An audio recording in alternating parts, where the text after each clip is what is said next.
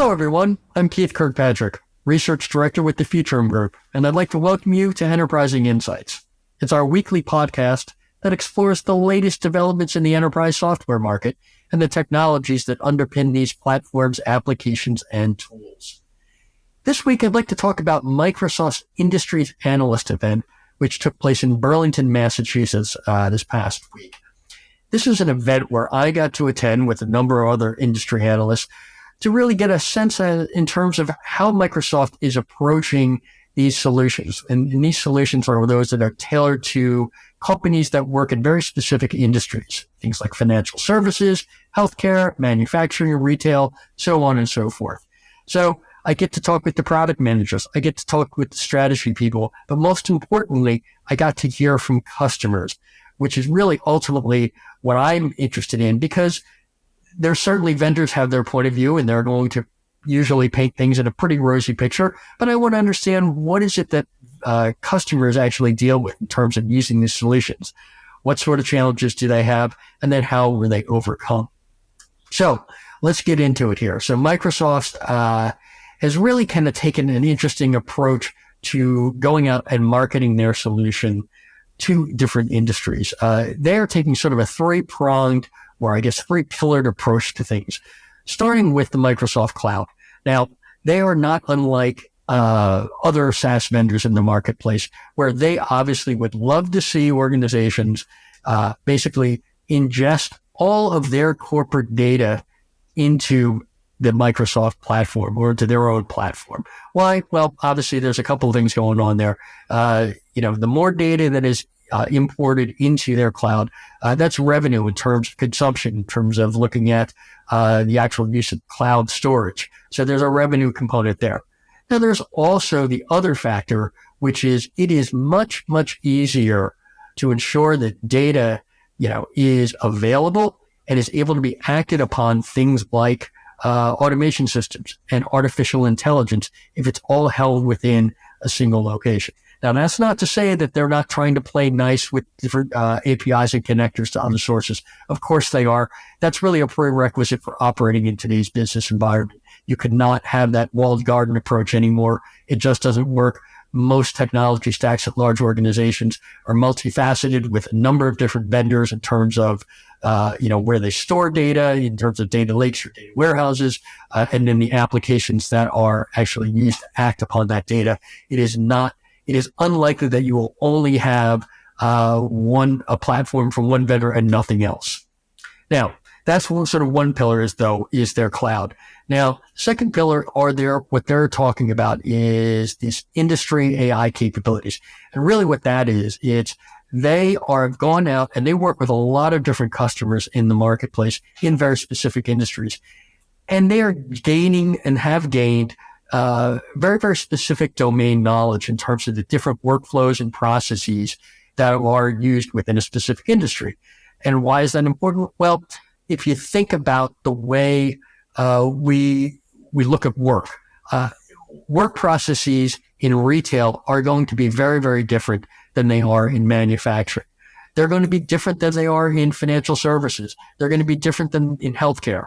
And not only that, there are different industry regulations and restrictions in terms of what processes can be undertaken, what steps are required, what sort of data protection regulations or data handling regulations are involved. All of that kind of stuff really is very specific to each industry. And even more so, if you think about it, it's not only just the industry, but even in terms of where you are within that value chain in that industry. All of that requires a lot of very, very specific domain knowledge. Organizations like Microsoft, which have a long history of working in these different industries over time, they build up that sort of expertise and knowledge in terms of understanding how that works. And they are incorporating all of that into their various platform offerings that are targeted at these specific industries. And then the third component or third pillar that they were talking about was their industry partner ecosystem. This is certainly something that's increasingly important in terms of having other organizations that handle different parts of the value chain, making sure that they're able to capture, share, utilize data from outside of an internal system, making sure that they're able to incorporate data from other sources, making sure that they're able to interact with applications from outside of the particular company, platform. And of course, then there's also the vendor community or third-party vendor community in terms of making sure that solutions can be properly customized. Because, one of the things is obviously as organizations are trying to deploy AI, there are going to be things that work pretty well off the shelf, pretty basic capabilities like summarizing meetings, things like that. There, you might need to do a little bit of tuning, or you might need to make sure that there have been guardrails applied to make sure that certain terminology in an industry is properly reflected within the tool. But, that is not terribly difficult. Where it becomes more complex is when you're trying to automate and utilize AI to streamline or automate actual workflow processes, because that can be very, very complex. And that is something that honestly, Microsoft is not generally speaking, they have obviously professional services, but they are not necessarily going to be best equipped to go in and work with each individual customer as they build up their customer base, to customize things. So that's why they believe in having this strong, partner ecosystem with ISVs, consultants, and the like, to really make sure that their customers are properly served. Now, I want to talk a little bit about some of the things that I heard there that are particularly interesting. If you think about an industry approach to deploying things like AI, and I should preface this by saying that one of the other major messages from this event, of course, was Microsoft and their use of CoPilot and Dynamics 365, among other platforms, to really kind of improve customer experiences and customer service. That is something that is being applied across industries to make sure that it's not only just for external customers like you and I as consumers, but also customers in a B2B environment, making sure that they're able to smooth those points of interaction. So they actually had a few case studies that they highlighted in terms of how this AI technology and CoPilot were able to, be applicable in very specific retail use cases. Things like, reducing food waste and promoting healthier choices through the use of various copilots, innovating in healthcare by the use of something called the DAX copilot, which is really designed to allow medical professionals to, instead of being bogged down with the administrative stuff, which is usually, as anyone knows who goes to the doctor, what do they experience? They go in, they start telling the doctor, what's going on with them. And the doctor is usually facing a terminal, typing in things into the electronic health record.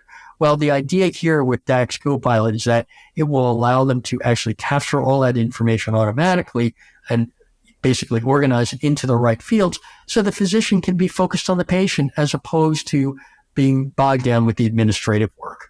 I think, they actually shared a really interesting story. I believe it's from Northwestern Medicine, about the impact there. And really what it wasn't just about improving the doctor's efficiency.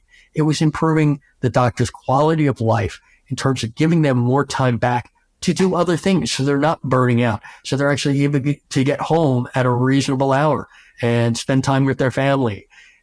I think that is really where we're going to start seeing additional stories coming out in terms of the benefits of AI. It's not going to be just about looking at hard KPIs internally within an organization. It's going to be looking about how can that really improve the life of folks who actually work with the technology.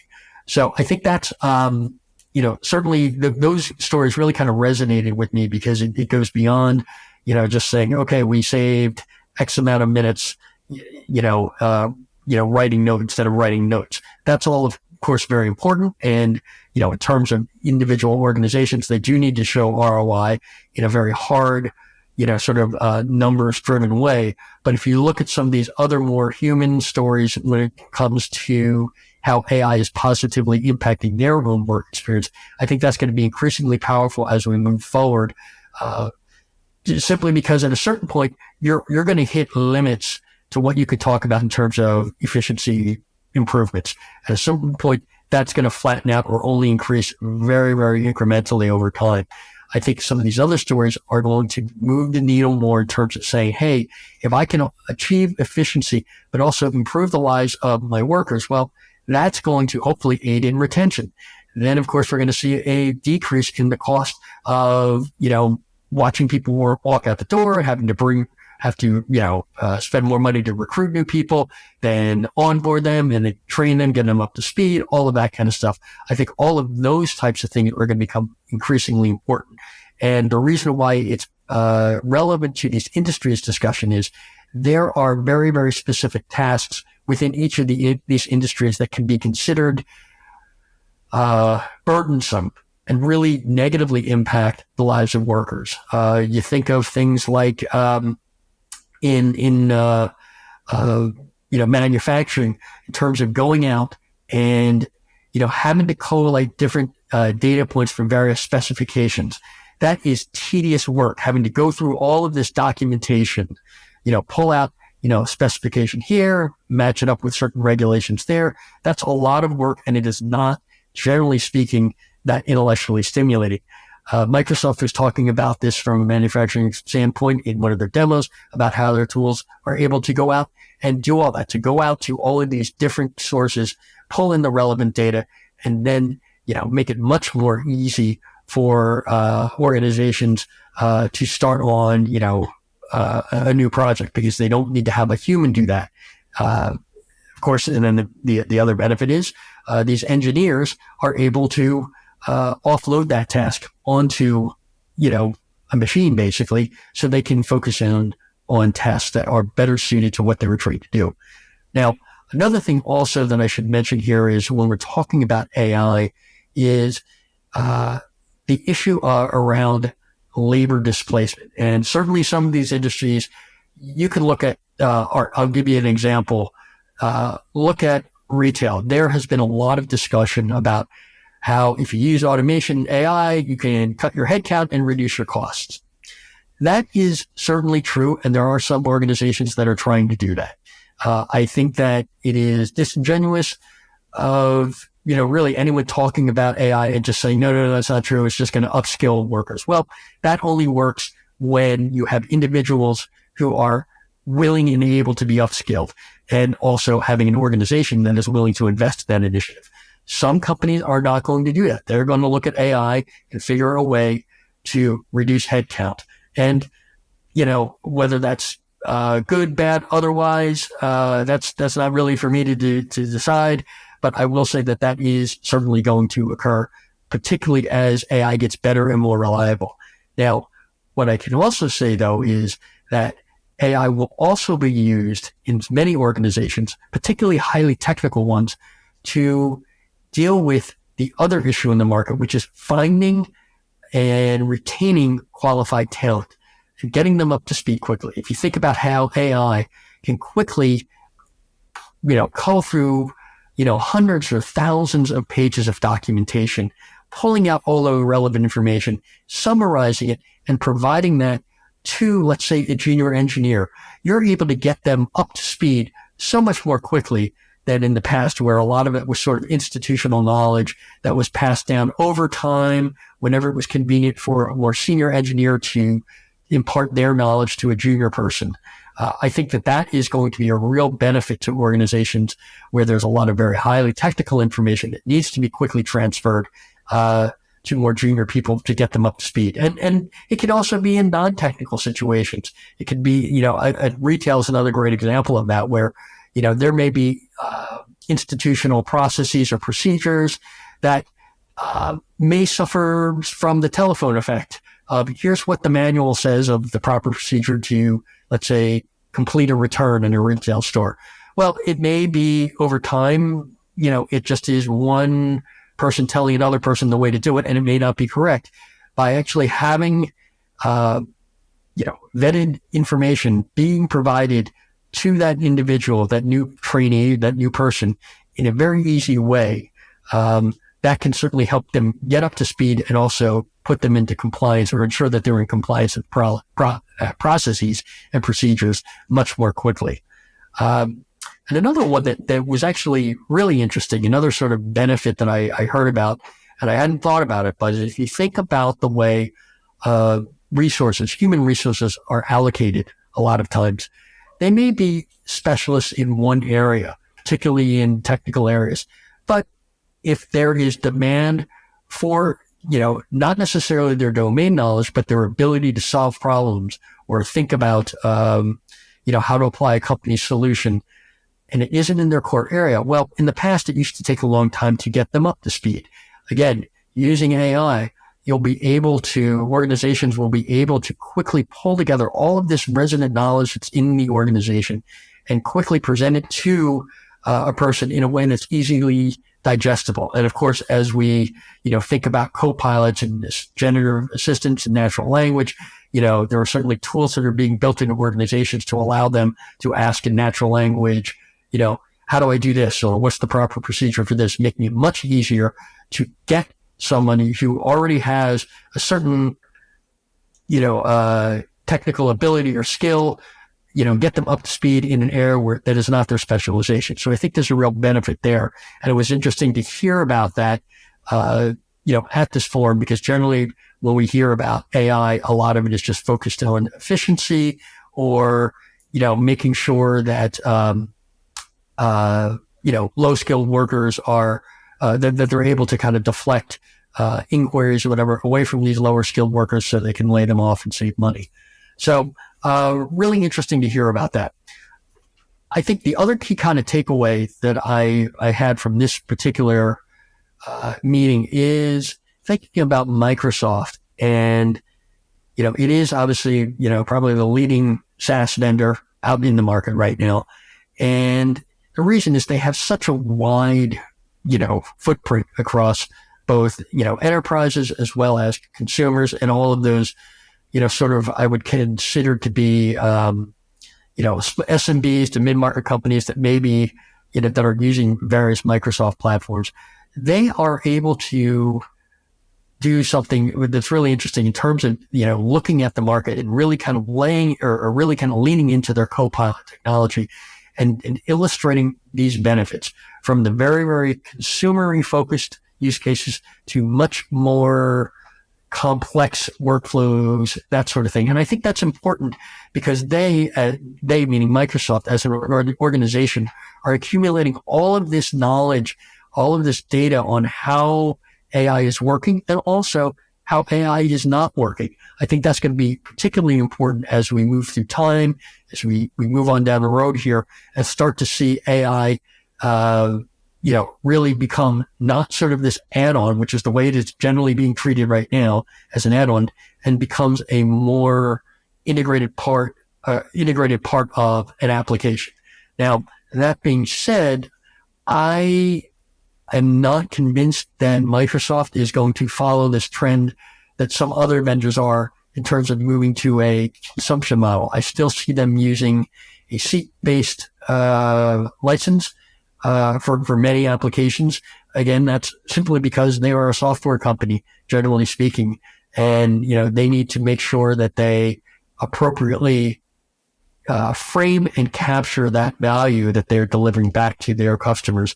And so far, I think they've been able to do that in demonstrating, all right, here are these benefits, and it's going to cost you X number of dollars per seat more to do so. Now, do I think the pricing may be, may it shift or come down, particularly as competitors continue to leverage or continue to kind of highlight their AI solutions? Yeah, it's possible. Will they potentially move to a partial consumption model on things? Yeah, absolutely. I think, depending on the use case, it's very possible that might happen. But generally speaking, this is not like an Oracle situation where they own all of this compute and are able to kind of bake in the cost of AI easily. So in that sense, in one way, they're talking about, really kind of just sort of embedding the functionality of AI into their entire platform.